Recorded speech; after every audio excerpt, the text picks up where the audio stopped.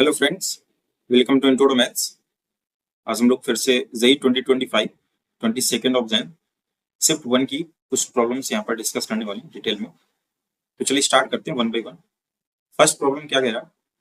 Late f x be a real differential function such that f of 0 equal to 1 and f of x plus y f x f dash y plus f dash x f y for all x y belongs to real number.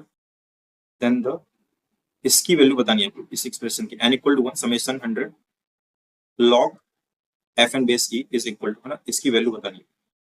तो यहाँ पर function जो दे रखा है उसको देख लेते हैं। यहाँ पर f of x plus y एक रूल से फंक्शन डिफाइन किया गया है। यहाँ पर f of x f dash y plus f dash x f of y, ये हमको गिवन है। साथ ही साथ एफ ऑफ 0 इक्वल टू 1 भी गिवन है ना, इसकी थोड़ी हम लोग हेल्प लेंगे। तो यहाँ से अगर मैं एफ ऑफ 0 बनाना चाहूँ तो कैसे बनेगा? अगर मैं एक्स की वैल्यू 0 पुट कर दूँ और वाई की वैल्यू को 0 पुट कर दूँ, राइट, एक्स और वाई दोनों 0 पुट कर, ये क्या हो जाएगा? एफ ऑफ 0 हो जाएगा equal to f of 0 into f dash 0 plus f dash 0 and f of 0, right. ये तो 1 हो जाएगा, 1। दिस इज एफ डैश 0, सिर्फ एफ डैश 0 बाकी रहेगा, बाकी सारे 1 कर देंगे, ये तो 1 हो जाएगा। तो यहाँ से 2 times f dash 0 equal to 1 आ गया। That implies f dash 0 equal to 1 upon, right.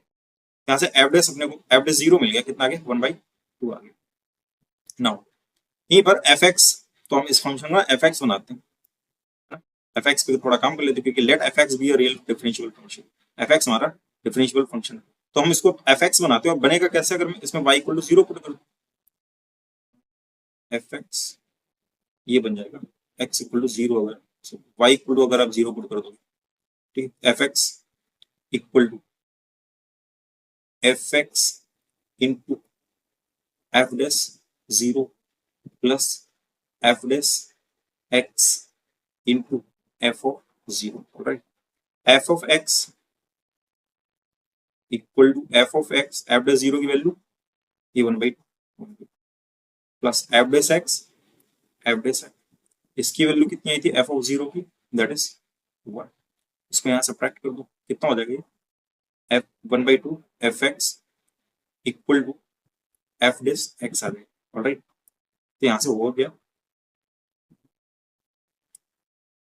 1/2 F dash x upon में एफ एक्स इक्वल टू 1/, लिख सकते हैं क्या? एफ एक्स को मैं यहाँ पर डिनोमिनेटर में, ठीक है, दोनों साइड इंटीग्रेट करा देते हैं यहाँ से एक्स के रिस्पेक्ट में। तो इंटीग्रेट कराएंगे, इधर लिखते हैं 1/, this is dx and this is dx also, alright. ये हो गया। तो यहाँ से क्या हो जाएगा आपको? ये नीचे जो वाला जो फंक्शन रखा है उसका डिफरेंशिएशन ऊपर रखा हुआ है, तो इसका क्या होता है? लॉग एफ एक्स, ये क्या हो जाएगा? 1/2 एक्स प्लस सी। इतना क्लियर है यहाँ से। अच्छा, एफ ऑफ 0 हमको मालूम है 1 है, तो मैं क्या करता हूँ यहाँ से एक्स इक्वल टू 0 फिर पुट करता हूँ। यहाँ से क्या हो जाएगा? एल एन एफ ऑफ 0, अच्छा एफ ऑफ 0 तो 1 है, चलो ठीक है, आगे कर लेते हैं 0 plus this is F of 0 1 और एल एन 1 की वैल्यू क्या हो जाती है? 0, तो ये अल्टीमेटली 0 हो जाएगा। तो सी की वैल्यू कितनी आ जाएगी? 0 आ जाएगी। तो अपने पास में जो एक्सप्रेशन बन जाएगा यहाँ से log f x equal to x y, right, ये बन गया। अच्छा यहाँ से है क्या? लॉग ऑफ एफ एन, है ना, लॉग एफ एन। तो इसको जो लॉग एफ एक्स ना, इसको एक्स की को हम एन से रिप्लेस कर ले, ये हो जाएगा log of f n equal to n/2, right. और इस पर समेशन लगा देना अपना, n इक्वल टू 1 to 100 और लॉग बेसी एफ ओ एन इक्वल, तो यहां से अगर सिंपली देखें इसकी तो वैल्यू अपने पास में n/2 है और 1 से लेकर के 100 तक रन कर रहा है, तो 1/2 तो बाहर निकाल लेते हैं और ये 1 + 2 + 3 और अप टू 100, बोले 1/2, ये तो sum of first and natural term हो गया, ठीक है। सिंपली n/2 100 अपॉन में 2 और a + l, राइट, 1 + 100 कितना हो जाएगा ऐसे? ये तो हो जाएगा 25 and this is 100, so that becomes 25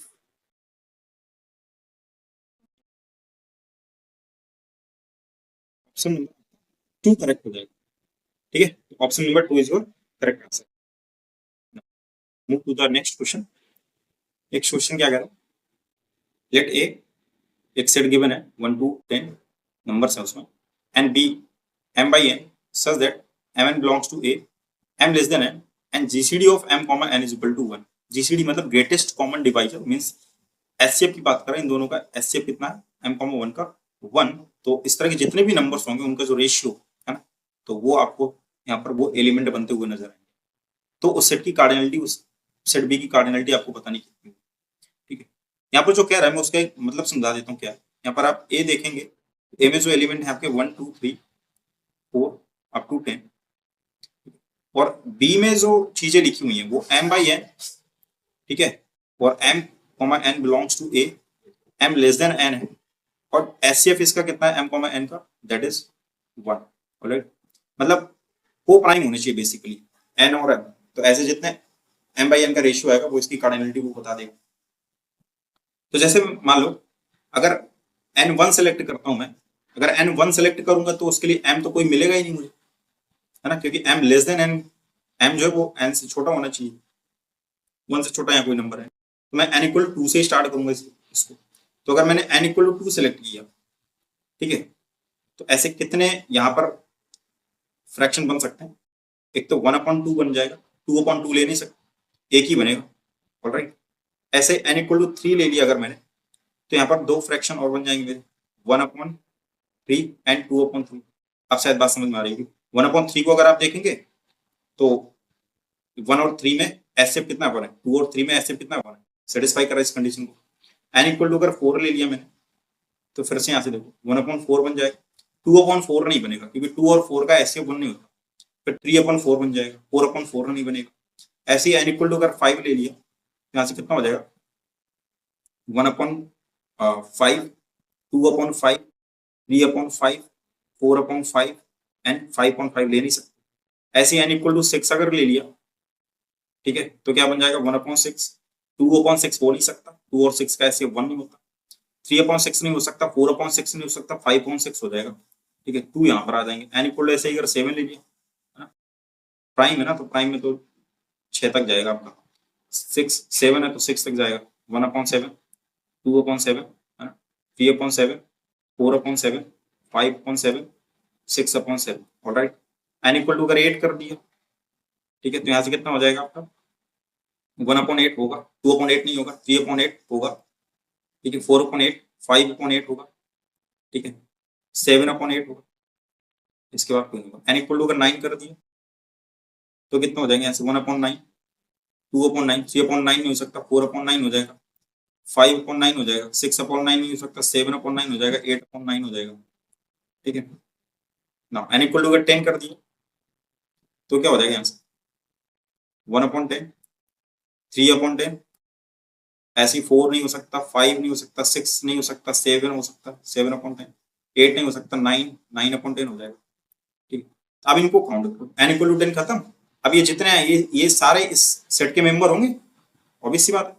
तो कितने हो गए ऐसे 1 2 3 2 5 5 6 7 8 9 10 11 12 13 14 15 16 17 18 19 20 21 22 23 24 25 26 27 28 29 30 31। ठीक है, कितने आ गए ऐसे 31 आ गए, तो सिंपली 31 यहाँ से आंसर आ जाएगा। अब यहाँ पर जो हम लोगों ने ये किया ये थोड़ा टाइम टेकिंग हो सकता था, अगर यहाँ की कार्डिनलिटी अगर आपके पास बड़ी होती, सपोज मैं यहाँ पर 50 कर देता, फिर आप 50 तक चेक करूंगा, तो यहाँ पर ये जो डेफिनेशन लिखी हुई है यहाँ पर जो इसने स्टेटमेंट दिया है ना, ये रिलेटिवली प्राइम की स्टेटमेंट है, और इस पर एक बहुत ही ब्यूटीफुल फंक्शन है आयलर फाई फंक्शन। ठीक है, आयलर टोशन फंक्शन भी बोलते हैं इसको, Euler phi function, Euler phi function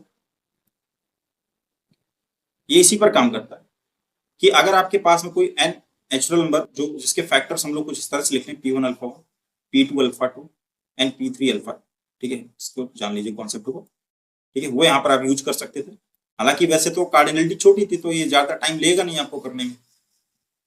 यहाँ पर देखेंगे तो फाई एन क्या होता है, बेसिकली फाई एन होता है नंबर ऑफ रिलेटिवली प्राइम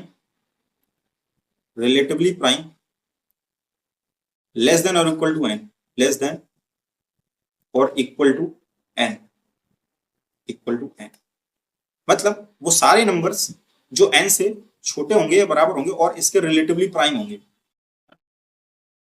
तो उसका फॉर्मूला बन जाता है यहाँ पर फाई ऑफ एन का। अगर ध्यान से देखें, फाई ऑफ एन का फॉर्मूला बन जाता है एन और 1 minus 1 upon P1, 1 minus 1 upon P2।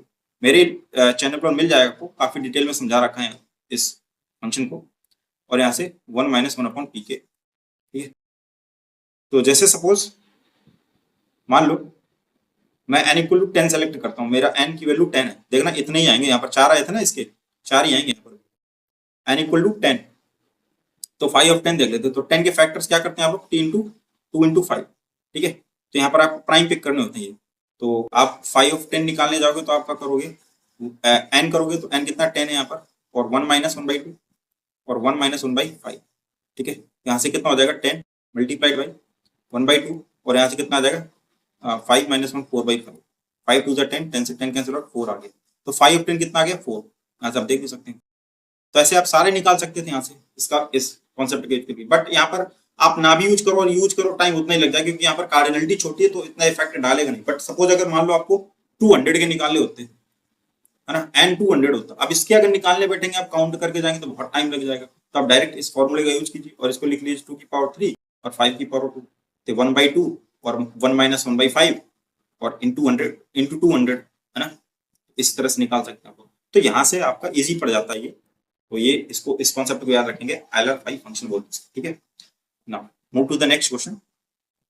अगला क्वेश्चन क्या कह रहा है, the area of the region inside the circle x minus 2 root 3 का square plus y square equal to 12 and outside the parabola y square equal to 2 root 3x। Application of integration का problem है।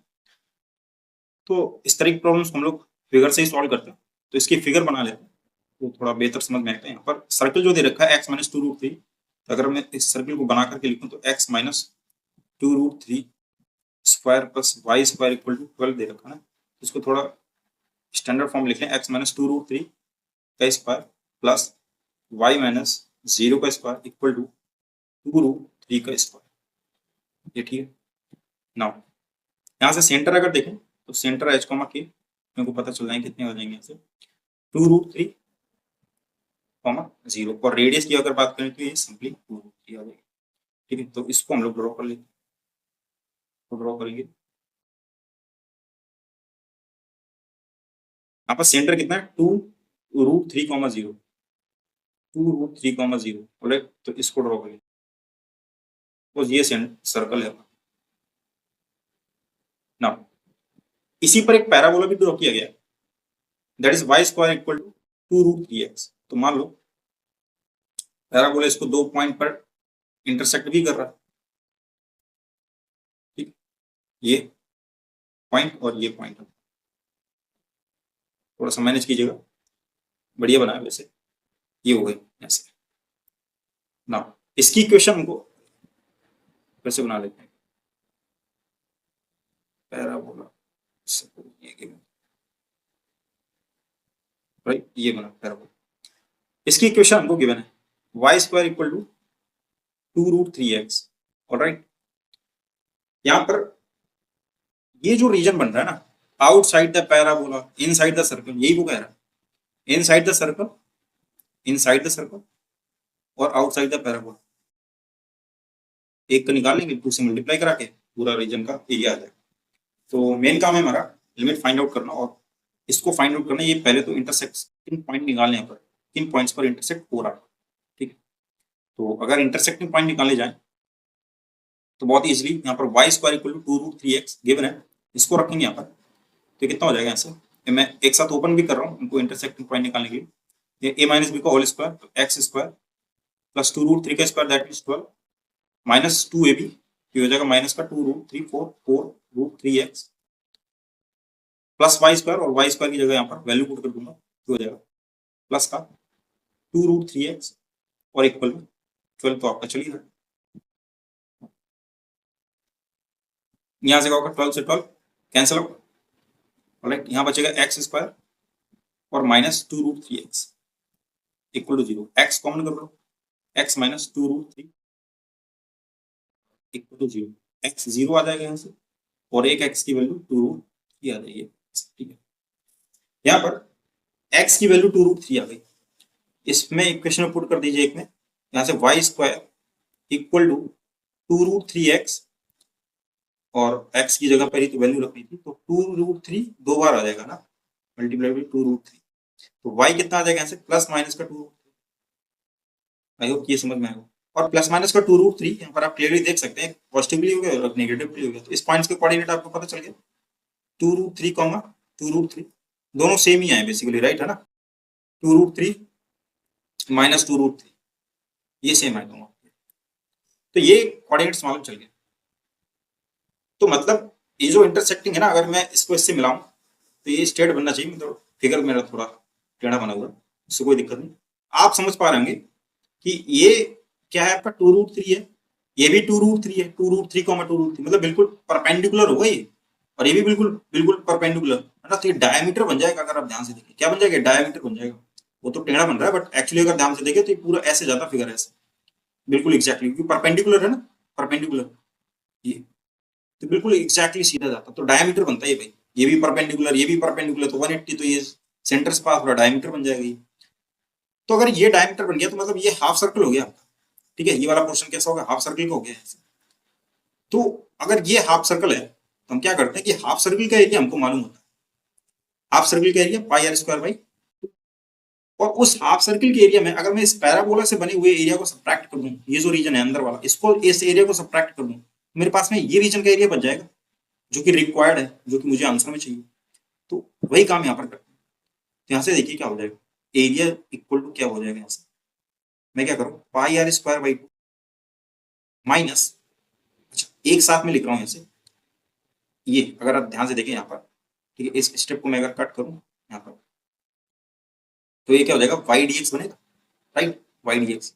तो 2 times ले रहा हूँ क्योंकि ये वाला पोर्शन भी तो सिमेट्रिकल होगा, तो 2 टाइम्स इंटीग्रल, लिमिट देखिए यहाँ से 0 से कहां तक जा रहा है, 2√3 तक चल रहा है, 0 से 2√3, और वाई डी एक्स होता है, वाई कितना आ जाएगा यहाँ से, √2√3 और √x है ना, यहाँ से वाई स्क्वायर करोगे ना तो यहाँ से कितना आ जाएगा, √2 into √x into dx।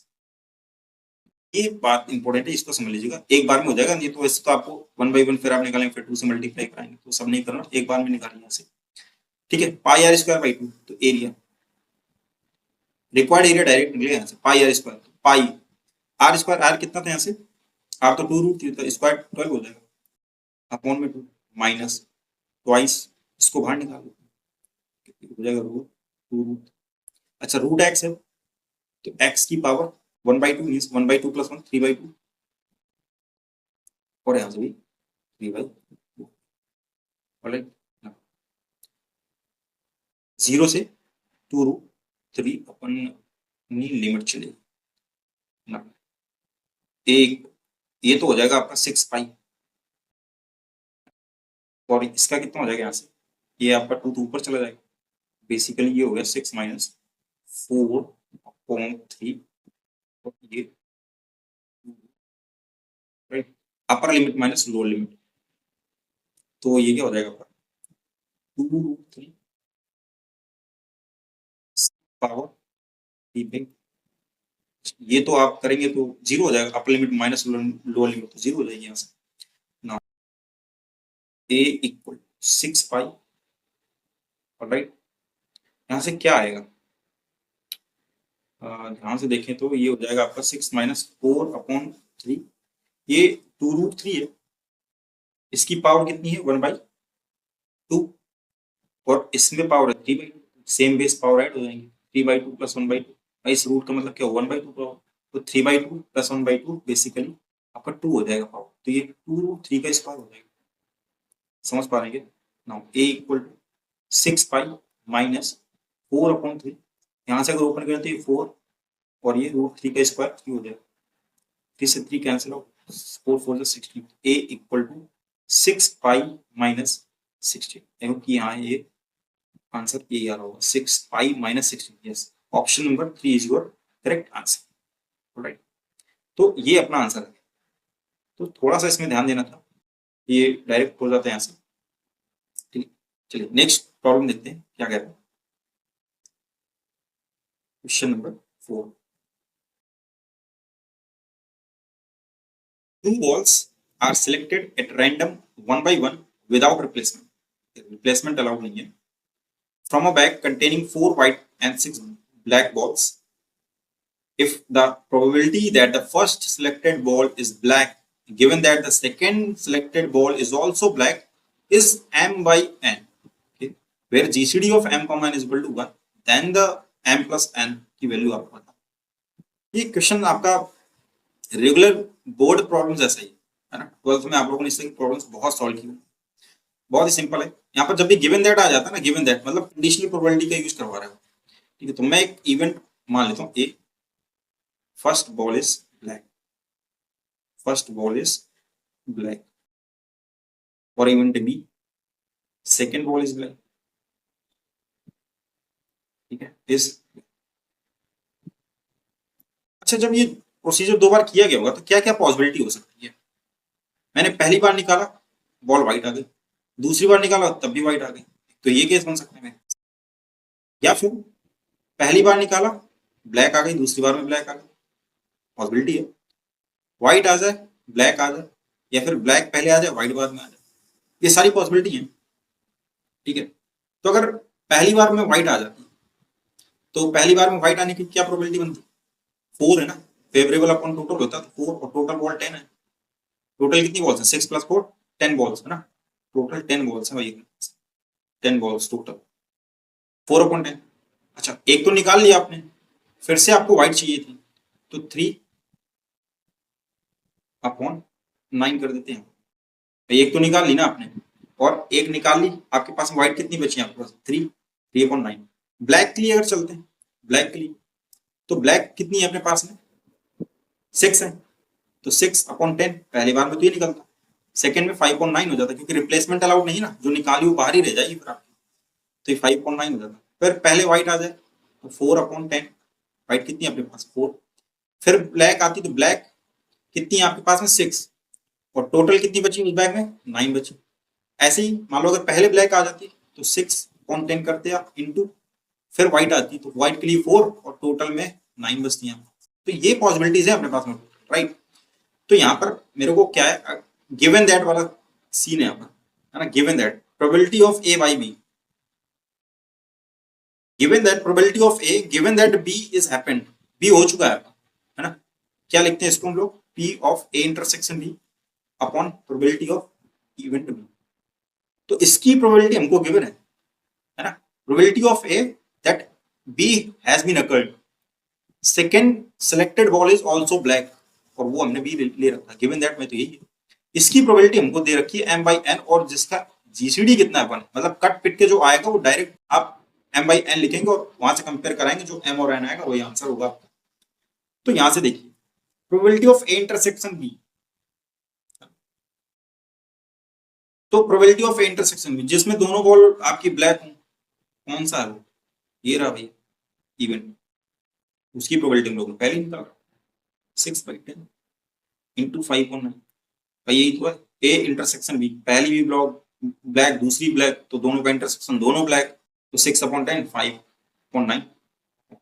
Probability of B मतलब सेकेंड बॉल ब्लैक की प्रोबेबिलिटी क्या होगी, तो सेकेंड ब्लैक बॉल की प्रोबेबिलिटी क्या है, ये तो केस नहीं काउंट करेंगे आप लोग, व्हाइट व्हाइट आ रहा है, ये काउंट करेंगे, पहले आए ना आए सेकेंड ब्लैक आनी चाहिए, ये काउंट होगी, ये भी काउंट होगी, सेकेंड ब्लैक ये काउंट नहीं होगी आप, तो ये ऐड कर देंगे, या तो ये केस बनेगा या तो ये केस बनेगा। तो 6/10 टोटल प्रोबेबिलिटी चाहिए हमको इंटू 5/9 प्लस 4/10 इंटू 6/9, ऑलराइट। तो यहाँ से कितना हो जाएगा 30/90 अपॉन ये भी 30/90 प्लस 24/90, तो ये तो 30 और 90 से 90 कैंसिल आउट हो जाएगा, 30 और 24 कितना हो जाएगा 6 5 34 6 9 जो 54, तो 5/9 जीसीडी इसका 1 है ना, जीसीडी कितना 1 है, तो सिंपली मतलब यही m/n हो जाएगा, m/n इक्वल टू 5/9, मतलब m की वैल्यू 5 और n की वैल्यू 9, तो m + n हमसे पूछा गया, दैट मीन्स 9 + 5 कितना हो जाएगा 14 है क्या ऑप्शन में? Option number 1 is your correct answer. ठीक है, बहुत बेसिक प्रॉब्लम था, बोर्ड जैसी प्रॉब्लम थी ये भी। नेक्स्ट क्वेश्चन देखते हैं। 5 क्वेश्चन लिए मैंने, लास्ट वन है ये। क्वेश्चन क्या कह रहा है? Let the foci of a parabola, sorry hyperbola है, hyperbola B 1,14 and 1,-12. If it passes through the point 1,6, then the length of its latus rectum. चलिए यहाँ पर फोकाई अगर देखें F1, कोऑर्डिनेट्स कितने हैं यहाँ पर 1,14, और F2 की अगर बात करें तो उसके कोऑर्डिनेट्स हैं 1, ये सेम है, और ये किस चीज की पहचान होती है यहाँ पर, है ना? ये हाइपरबोला जो भी बनेगा आपका पैरेलल टू वाई एक्सिस बनेगा, सेम है ना एक्स कोऑर्डिनेट। देखिए कैसे, मान लो फिगर बना लेते हैं, क्लियर हो। तो x इक्वल टू 1 एक लाइन ड्रॉ कर लेते हैं पहले, सेम है, उसी पर सारे फोकस लाई कर रहे हैं। तो मान लो यहाँ कहीं आपका 1,14 रहा, 1,14, और सपोज यहाँ कहीं आपका 1,-12 रहा। इतनी बात क्लियर है यहाँ से ना? फिर ये क्या कह रहा है, जो हाइपरबोला है if it passes through the point 1,6 से ही पास हो रहा है, तो सपोज मान लो भाई ये कुछ पैराबोला है, ये 1,6 से पास हो रहा है, ये वही पॉइंट तो होगा 1,6 ही तो होगा, 1,6 राइट, ये पॉइंट 1,6 होगा, यहाँ से पास हो रहा है, और 1 वाली लाइन तो ये ना। बस इतनी ही हमको जानकारी दे रखी है, उसने लेटस रेक्टम यहाँ से पूछा। तो करते क्या है इसमें, इसके पहले हम लोग ये देख लें सेंटर कहाँ बनेगा इसका। तो ये फोकस आपको मालूम है, ये F1 हो गया और ये आपका F2 हो गया, तो इन दोनों का जो मिड पॉइंट होता है वही आपका सेंटर बना देगा। तो मिड पॉइंट अगर देखें तो 1 + 1 4 हो जाएगा, और 14 - 12 2/2 मीन्स 1। तो बेसिकली 1,1 आ रहा है, राइट। तो 1,1 यहाँ कहीं होगा, सपोज इसका 1,1। अब थोड़ा सा चीजें हमारे लिए आसान हो जाएंगी, 1,1। अच्छा, ये आपका जो है यहाँ पर ट्रांसवर्स एक्सेस अगर हम लोग देखें तो वाई एक्सेस बन जाएगी अपनी, ये वर्टिकल हाइपरबोला है, एक ऐसा हॉरिजॉन्टल बनता है, ये वर्टिकल बन गया। तो वर्टिकल के लिए वर्टिकल और हॉरिजॉन्टल में बस वही ए और बी का रिप्लेसमेंट हो जाता है भाई, सिंपली। यहाँ अब बी हर बार मेन रोल प्ले करेगा। तो ये जो आपकी वर्टेक्स से लेकर के सेंटर तक की डिस्टेंस होगी दैट इज बी, ठीक है, ठीक है, होता है बी। यहाँ से यहाँ तक की डिस्टेंस कितनी हो सकती है, यहाँ से अगर आप देखें तो टोटल कितनी है आपकी हाइट 6, और ये हाइट कितनी है यहाँ पर कोऑर्डिनेट्स कितना 1, तो बी कितना होगा 5। तो बेसिकली बी कितना हो गया यहाँ से 5 हो गया आपका, समझ पा रहे हैं, ठीक है। बी कितना हो गया 5 हो गया ना। फोकस यहाँ पर अगर देखें सेंटर से यहाँ तक की जो डिस्टेंस है, ठीक है, इसको हम लोग क्या लिखते हैं बीई। तो ये तो 1 है, और ये कितनी है टोटल 14, तो ये कितनी बचेगी आपकी दैट इज 13। तो बीई कितना हो जाएगा यहाँ से भाई, यहाँ से सेंटर से और ये फोकस तक की जो डिस्टेंस है दैट इज सी, और ये कितनी आपकी बीई हो जाएगी, कितनी हो जाएगी बीई 0, बीई, ये 0, बी तो उसके लिए था, स्टैंडर्ड के लिए था, बट यहाँ पर क्या लिखेंगे 1, बीई। तो यहाँ पर बी का काम कौन करेगा 13 करेगा, यहाँ से गलती से 14 मत कर दीजिएगा, क्योंकि ये जो डिस्टेंस होती है यहाँ से यहाँ तक की distance that is called the BE, ठीक है। ये डिस्टेंस यहाँ पर लिखी जाती है, ठीक है। तो ये हो जाएगा 1, बी, तो बी कितना हो जाएगा आपका यहाँ पर 13 हो जाएगा, ठीक है। बी 13 हो गया, बी मालूम चल गया, और यहाँ से बीई मालूम चल गया। तो फिर यहाँ से फॉर्मूला होता है A square equal to relation होता है B square E square minus 1। तो A square equal to B square E square minus B square. तो बी स्क्वायर और ई स्क्वायर ये तो मालूम है, 13 के स्क्वायर 169 माइनस बी का स्क्वायर 25 तो 144। तो ए स्क्वायर, ए मालूम चल गया यहाँ से कितना A12 आ गया। लेटेस्ट रेक्टम की लेंथ पूछी उसने, लेटेस्ट रेक्टम का फॉर्मूला बता दो भाई, latus rectum 2a² by B, वैसे तो 2b² बाई, बट यहाँ पर क्या 2a² बाई बी होगा ना, क्योंकि वर्टिकल हाइपरबोला बना हुआ। तो 2a स्क्वायर, तो 2 और ये 12 का स्क्वायर और अपॉन में b, b मीन्स कितना हो जाएगा 2 और ये 144 हो जाएगा अपॉन में आ जाएगा यहाँ से 288 अपॉन में। Option number 3 is your correct answer. ठीक, तो इसमें मेन काम था ना, ये जो वर्टिकल आपका हाइपरबोला बन रहा है, पर आप मेन काम पहले सेंटर निकाल ले। सेंटर जैसे ही निकालेंगे तो सारी चीजें आपको क्लियर हो जाएंगी। सेंटर से यहाँ तक की डिस्टेंस आप बी लिखते हैं, सेंटर से फोकस तक की डिस्टेंस आप बी लिखते हैं, बी हो गया यहाँ से। ठीक है, तो बी डायरेक्ट आपको मालूम चल गया 30। ये दो पॉइंट मेन थे आपका, बी और बी, पर तो आपका सारा काम हो जाना था फटाफट।